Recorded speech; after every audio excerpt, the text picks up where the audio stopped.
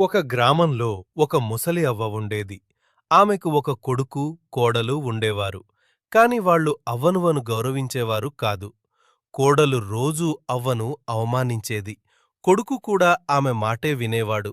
అవ్వ మాత్రం ప్రతిరోజు దేవుణ్ణి జపిస్తూ ఉండేది. ఓ దేవుడా, నా పిల్లలకు మంచి బుద్ధిని ఇవ్వు అని ప్రార్థించేది. ఒకరోజు ఆ ఇంట్లో అకస్మాత్తుగా పెద్ద సమస్య వచ్చింది. వ్యాపారం నష్టపోయింది. ఇంట్లో శాంతి లేకపోయింది.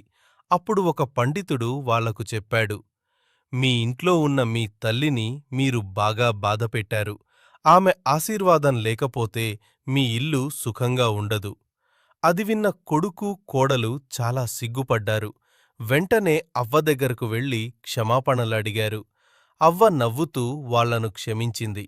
ఆ రోజు వాళ్ళు ఒక విషయం తెలుసుకున్నారు. తల్లిదండ్రులను గౌరవించిన ఇంట్లోనే దేవుడి ఆశీర్వాదం ఉంటుంది. అప్పటినుంచి అవ్వను బాగా చూసుకునేవారు.